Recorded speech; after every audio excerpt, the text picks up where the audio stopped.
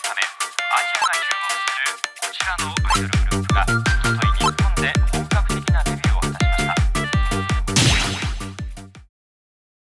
Ce matin, je vais aller au Sumiyoshi Taisha. C'est un grand sanctuaire ou un temple, je sais plus lequel des deux, un peu plus au sud de Osaka. Donc on va aller faire un tour. J'y suis jamais allé encore, donc c'est l'occasion pour moi de découvrir quelque chose d'un peu différent à Osaka. Je vous partage ça tout de suite. Par contre, aujourd'hui, je vais prendre le métro. On va pas faire le fou. Hier, j'ai assez marché. Aujourd'hui, on prend le métro. Donc en fait, c'est même pas un métro qu'on prend, c'est un espèce de tramway vintage. Bon, il y a celui-là qui est encore plus vintage. Si vous venez visiter le sanctuaire Sumiyoshi depuis le centre d'Osaka, comme Dotonbori par exemple, vous utiliserez très certainement la ligne de métro Nankai. Mais si comme moi, vous logez ou vous trouvez dans le quartier de Tennoji, vous emprunterez la ligne de tramway Onkai Denki Uemachi. Le trajet vous coûtera environ 230 yens.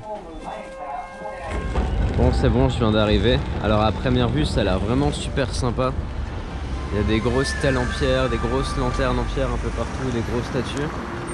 Donc je vais y aller, mais avant ça, je vais manger mon petit déjeuner, mon petit melon pan. Ce temple a l'air vraiment super chouette, il n'y a pas trop de monde comparé au temple qu'on a l'habitude de voir à Tokyo par exemple. Puis j'ai jamais vu de pont comme ça, j'ai jamais marché sur un pont comme ça. Du coup rien que ça en vrai ça me suffit pour avoir fait la route. Hein. Il y a des stèles.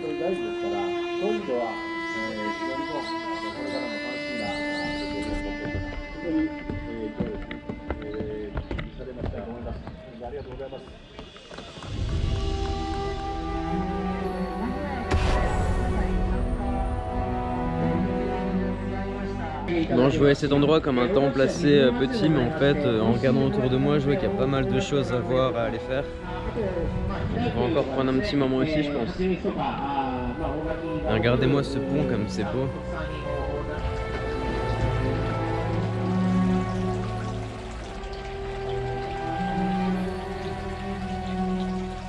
Encore une fois, je me trouve dans un lieu magnifique à Osaka, dépourvu de touristes. Pourtant, l'importance de ce sanctuaire n'en est pas moindre. Il est l'un des tout premiers sanctuaires Sumiyoshi et il s'agit de l'un des premiers sites spirituels construits dans le territoire nippon. Au début de chaque année, le sanctuaire est visité par plus de 2 millions de personnes qui viennent prier pour la bonne santé et la prospérité pour l'année à venir. J'aime vraiment l'architecture de ces bâtiments qui est pour l'instant un peu différente de ce que j'ai pu voir. Les couleurs, ça me fait vraiment penser à Miyajima, à Hiroshima. Je trouve ça vraiment sympa. Avant ma visite, honnêtement, je ne me suis pas renseigné sur ce sanctuaire. Mais en préparant cette vidéo, j'ai vu que celui-ci organise pas mal d'événements et de cérémonies. Lors de ma visite, j'ai eu la chance d'assister à l'une d'entre elles.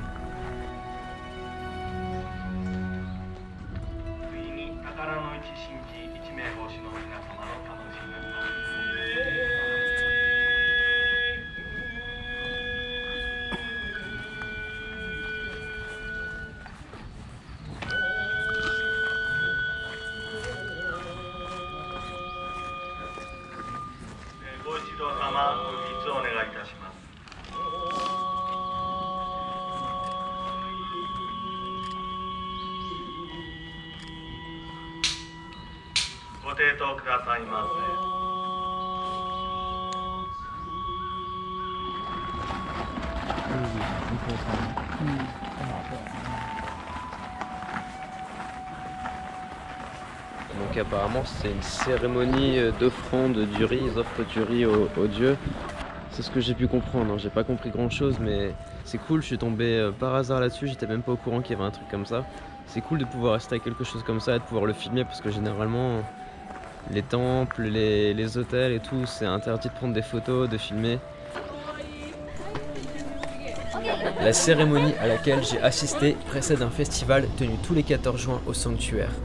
Le festival Ota-Ue met le riz à l'honneur et lors de ce rituel ancestral, on laboure de manière traditionnelle des rizières sous un rythme folklorique. Le tout accompagné d'un défilé composé de samouraïs, prêtres et geishas. Autrefois, le festival avait pour but d'accroître les récoltes et la qualité du riz. Plus tard en octobre, lorsque les récoltes sont effectuées, des offrandes de riz sont faites à la divinité du sanctuaire. Bon, vraiment le Sumiyoshi Taisha, je recommande vraiment, c'est une vraie bonne surprise. Faut dire que j'ai beaucoup de chance aussi aujourd'hui de tomber sur une cérémonie de remerciement aux dieux. Ça fait vraiment un côté traditionnel, il n'y avait pas beaucoup de monde en plus, donc c'était vraiment sympa à voir.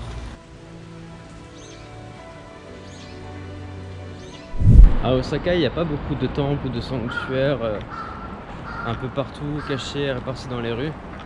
Par contre, il y en a un vraiment particulier que je vais vous montrer. Ça s'appelle le Namba Yasaka Shrine. Il est vraiment particulier, vous allez rapidement comprendre pourquoi. C'est pas ça, hein. Ça c'est juste un love hotel.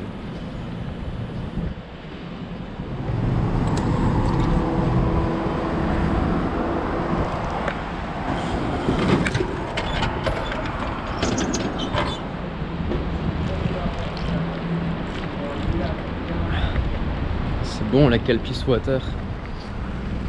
Voilà, c'est bon, on arrive. Vous allez pouvoir voir quel secret cache ces murs. Vous êtes prêts?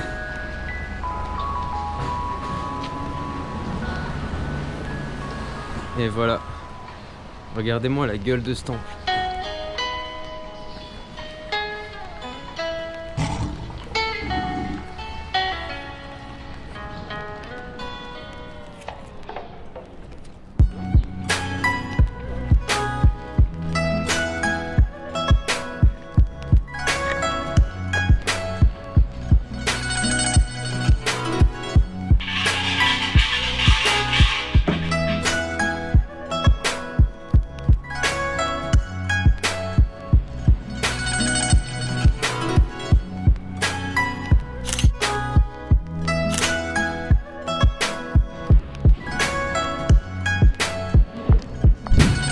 C'est vraiment un petit temple, hein, à part la tête de lion ou de chien, je crois, plus un chien. Il n'y a pas grand chose à voir, hein. C'est vraiment pour voir la gueule du bâtiment, c'est tout. J'espère que ça vous a plu. Sur le chemin, j'ai trouvé un endroit vraiment marrant. En fait, c'est un grand espace avec plein de tentes, de tables, de barbecue. Et en fait, on peut venir en famille, entre amis, on prend une table, on a un barbecue à disposition. Je pense encore une fois qu'on voit ce genre de trucs qu'au Japon, hein. Voilà, vous voyez là-haut il y a des gens qui mangent. Super sympa comme idée.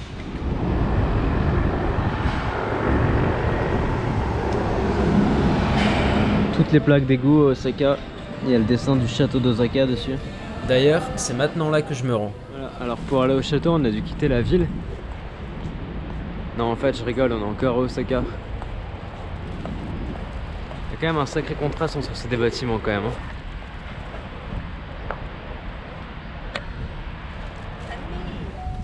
Voilà, on est devant la douve du château d'Osaka, enfin l'une des douves.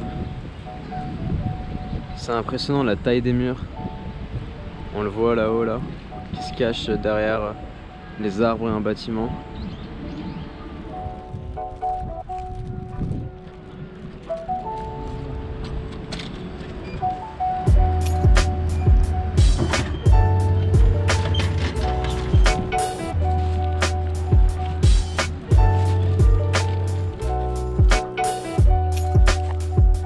Bon, du coup moi j'ai la bonne idée de me prendre une boisson à l'entrée du château. Et maintenant je me retrouve comme un con pour l'acheter parce qu'ici il n'y a pas de poubelle. Super. Bon voilà, on est devant le château d'Osaka. Donc pour rentrer dedans c'est 600 yens. Par contre moi je suis désolé mais j'entrerai pas dedans, je le ferai pas, je le verrai pas en vidéo. La raison c'est parce que je l'ai déjà fait 2 fois. Et c'est pas un de mes châteaux préférés honnêtement à l'intérieur. Tout l'intérieur était refait à neuf, il n'y a rien de... Il n'y a rien d'exceptionnel en fait, c'est juste un petit musée, mais il n'y a vraiment rien de traditionnel, de vrai. Il y a la vue qui est sympa au tout dernier étage. Je vous invite à y aller, vous, si vous n'êtes jamais allé, si vous passez par Osaka, rentrez dedans. Mais je le ferai pas. C'est pas mieux de voir le château de cet endroit plutôt que de l'intérieur.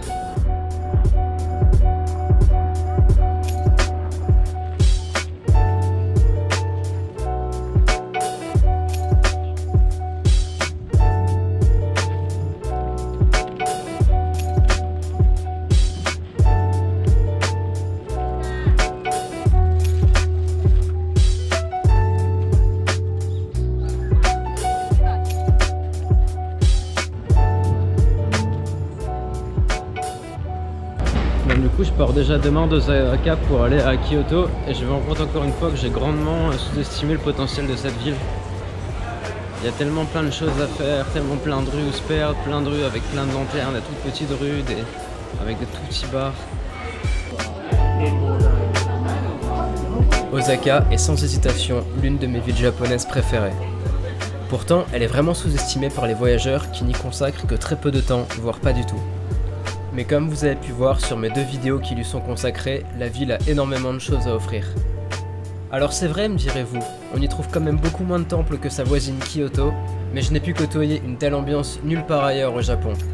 En effet, les Japonais que vous croiserez à Osaka semblent un peu moins formatés par la société japonaise, et par conséquent, ils sont beaucoup plus accessibles.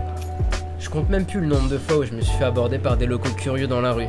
Bon, certains un peu bourrés quand même. Et pour vous prouver à quel point les habitants d'Osaka sont plus décontractés que la normale, là-bas, il leur arrive de traverser au rouge au passage piéton. Vous vous rendez compte ? Et si vous êtes amateur d'animés un peu vintage, à Osaka, vous rencontrerez beaucoup de Yankee. Bon allez, on se revoit bientôt pour une nouvelle vidéo encore une fois au Japon, mais en attendant, si cette vidéo t'a plu, n'hésite pas à mettre un like, écrire un commentaire et surtout abonne-toi.